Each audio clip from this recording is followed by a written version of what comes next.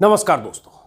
बीते 3 दिनों से हरियाणा के दंगाग्रस्त इलाके में सरकारी बुलडोजर दौड़ रहे हैं। घरों को, मकानों को, दुकानों को, झुग्गियों को रौंद रहे हैं। तस्वीरें लगातार चैनलों पर आ रही है, सोशल मीडिया पर आ रही है।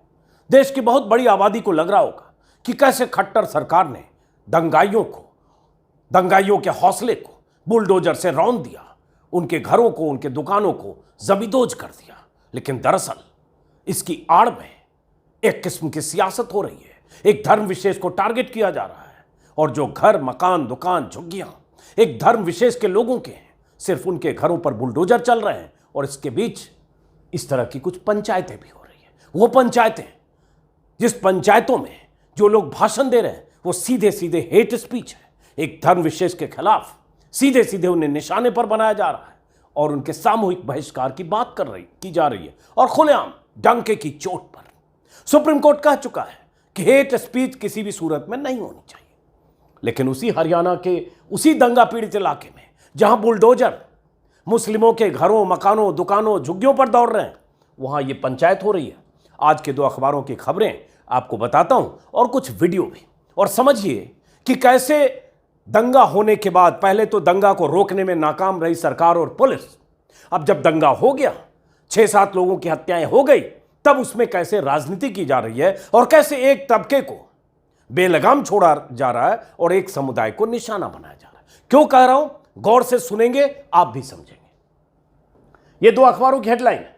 यह हेडलाइन है आज के अमर उजाला की हेडलाइन और यह हेडलाइन है आज के हिंदुस्तान टाइम्स की हेडलाइन। हमारे पास कुछ और हेडलाइन है, कुछ वीडियो है, आपको विस्तार से बताने वाला हूं, गौर से सुनिए।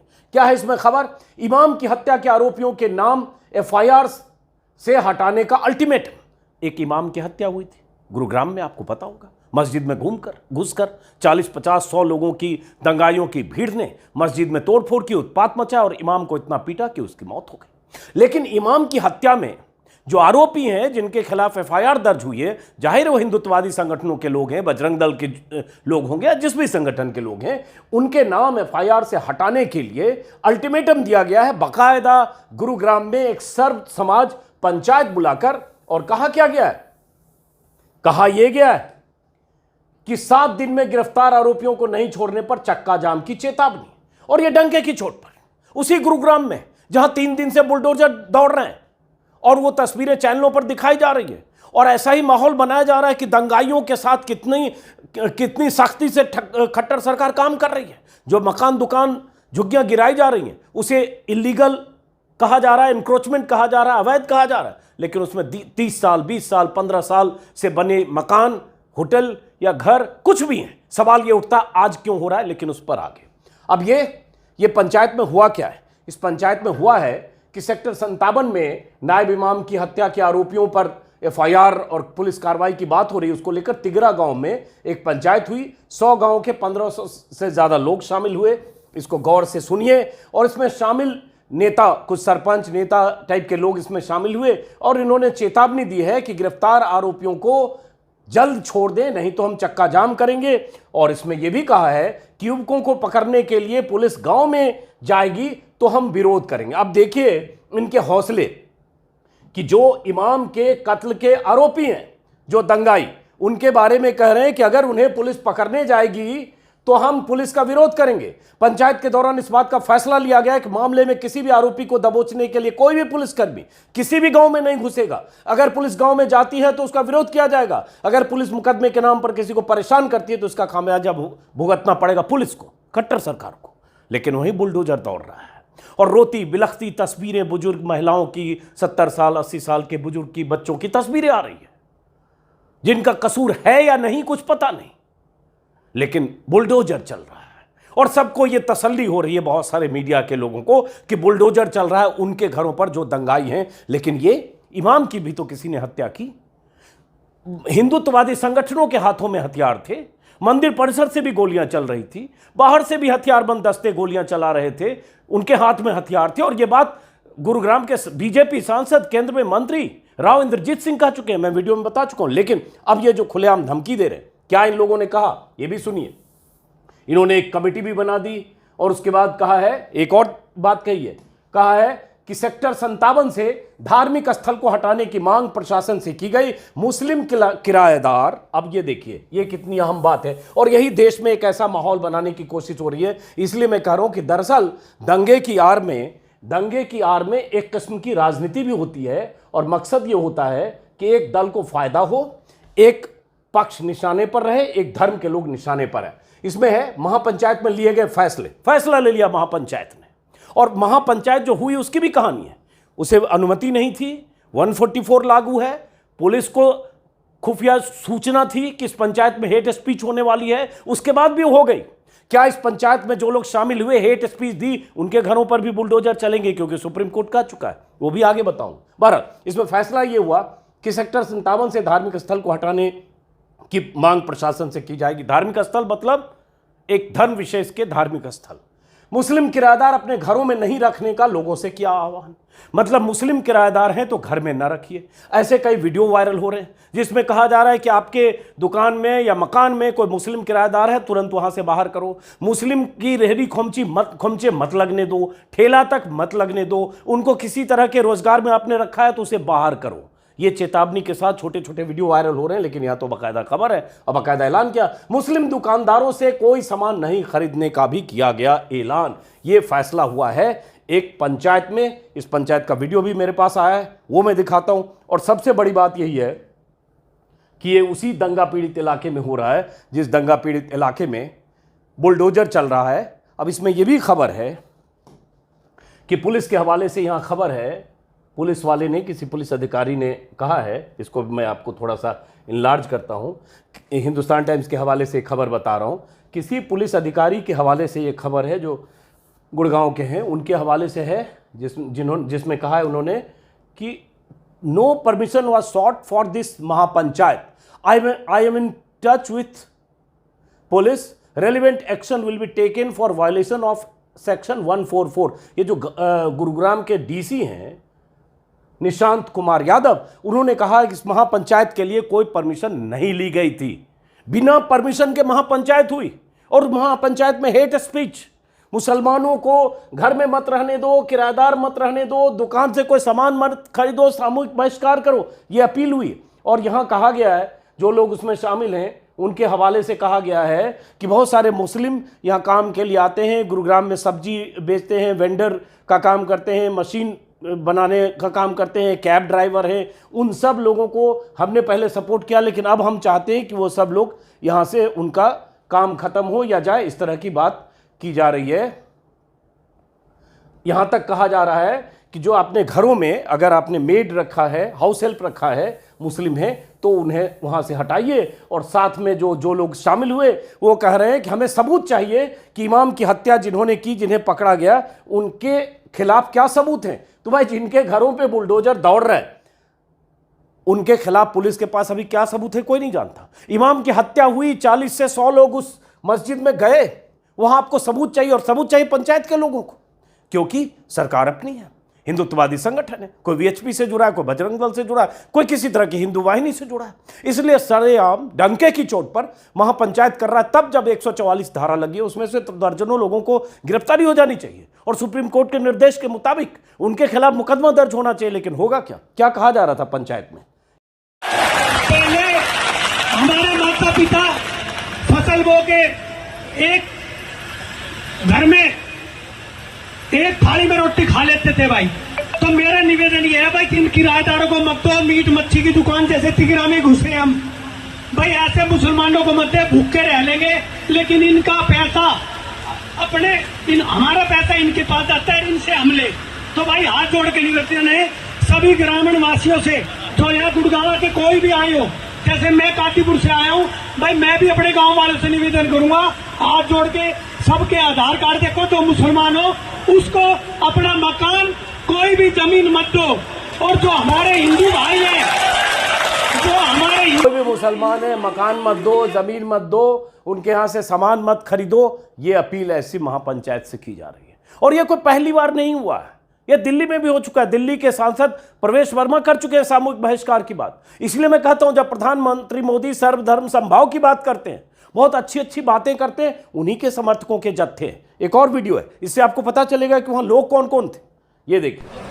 सुभाष चौधरी जी, भाई संजय सिंह जी विधायक, मेरा नाम भी लिख रखा है भाई, अशोक हंस नाहरपुर से हैं, मनोज सहजावास, सौचन सरपंच सिकोपुर बैठे हैं, कुलभूषण भारद्वाज जी हमारे बहुत सम्मानित साथी हैं, अजीत सरपंच साहब हमारे सम्मानित बैठे हैं, सरपंचों का अध्यक्षता जो कर रहे हैं जिले की, धर्मेंद्र तंवर जी रामगढ़, डबल डबल नहीं तेज बार का धर्मेंद्र का क्यों लिखा भाई, नहीं देगा भाषण की बात ना, वो बात यार, कोई बात अलग अलग जगह धर्मेंद्र जी को बात नहीं, जो लोग भी पहुंचे थे और उन्होंने इस तरह की बैठक की, उसमें पॉलिटिकल लीडर भी थे, आपने नाम भी सुन लिए। अब उसके बाद ये आज के अखबारों की सुर्खियां, जैसे ये आज इंडियन एक्सप्रेस ने छापा, धीरज मिश्रा की रिपोर्ट है, call goes out at panchayat in Gurgaon village, release our innocent brothers.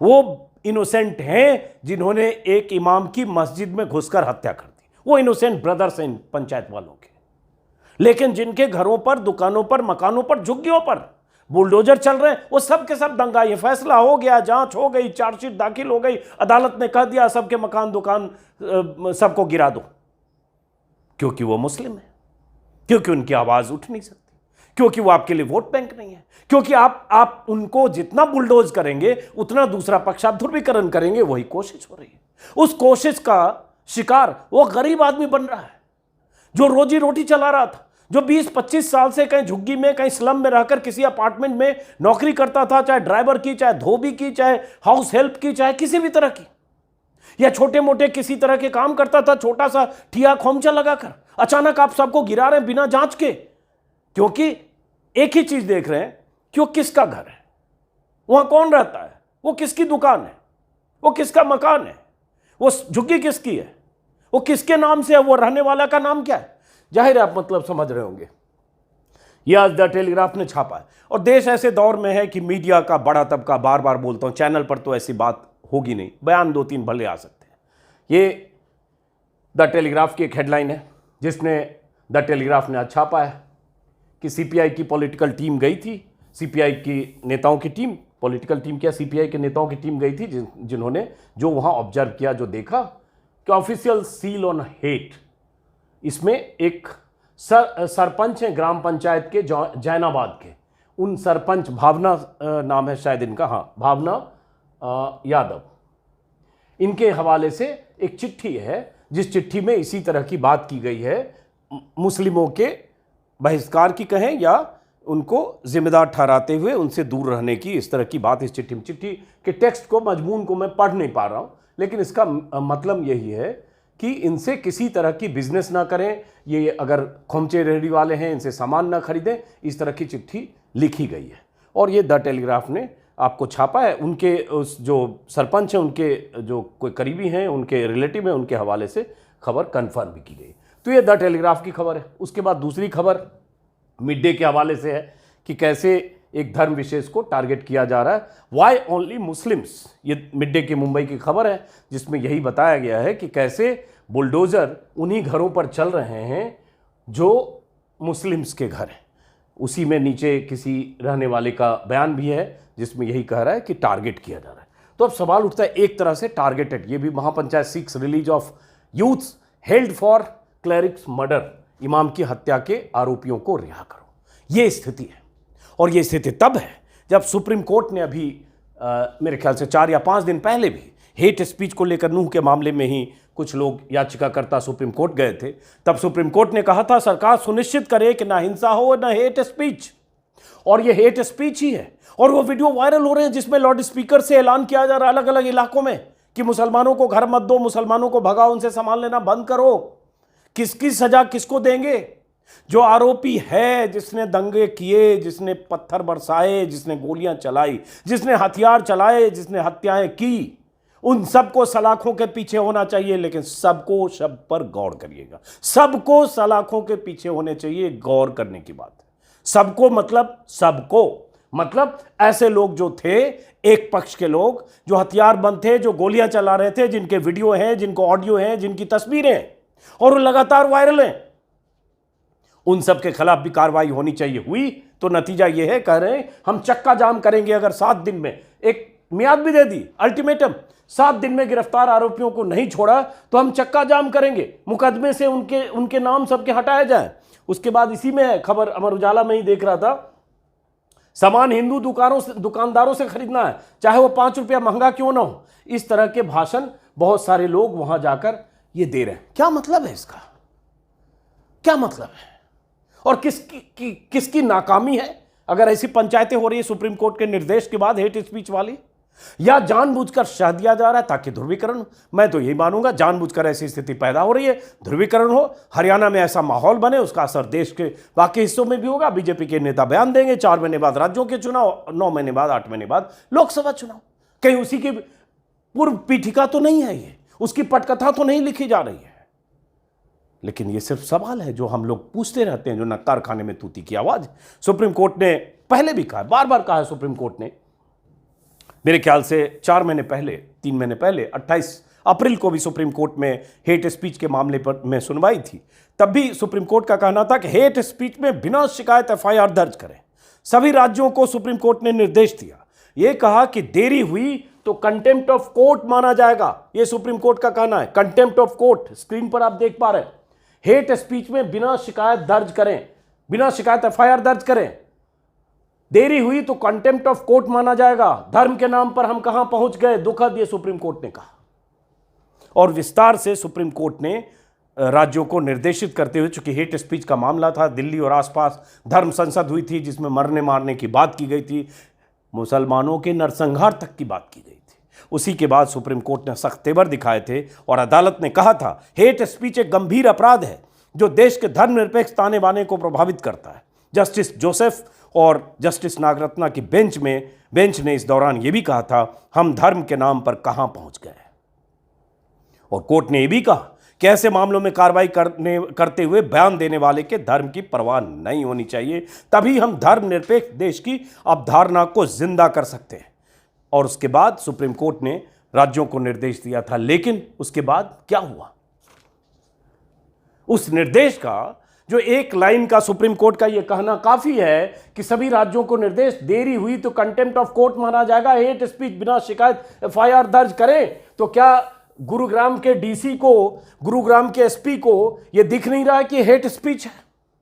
ये ऐसे लोग जो बयान दे रहे हैं, जो एक धर्म को टारगेट करके उनके बहिष्कार की बात कर रहे हैं, और ऐसी पंचायतें पहले भी उस इलाके में होती रही है। एक वीडियो पहले भी मोनू मानेसर पर जब हत्या के आरोप लगे थे तब का वीडियो है, कैसे वो मरने मारने की बात कर रहा था। मारने का काम हमारी टीम करेगी, चाहे लव जिहाद हो, चाहे गोरक्षा हो, खुलेआम।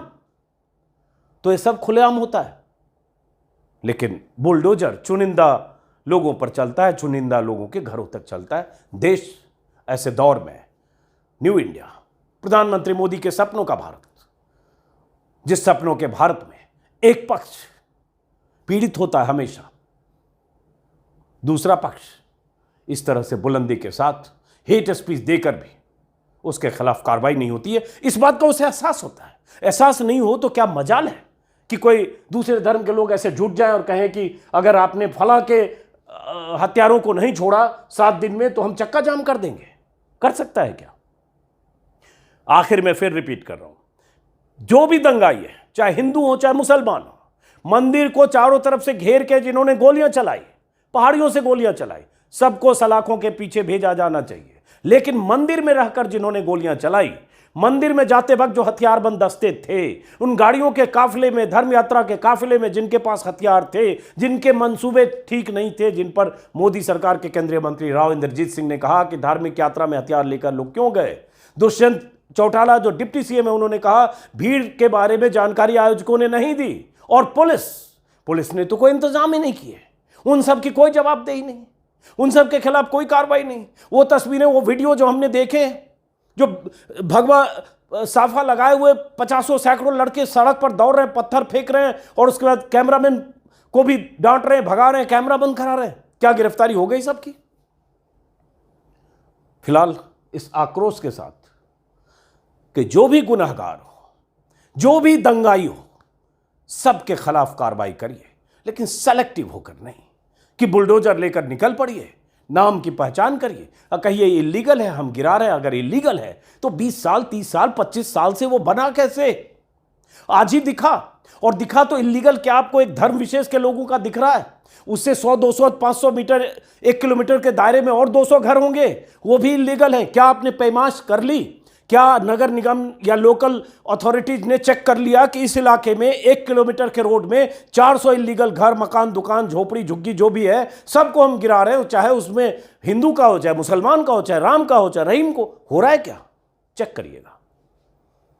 इलीगल कंस्ट्रक्शन गिराना तो बहाना है, दरअसल कोई निशाने पर है। फिलहाल इस वीडियो को खत्म करते हैं, फिर मुलाकात होगी किसी और वीडियो में।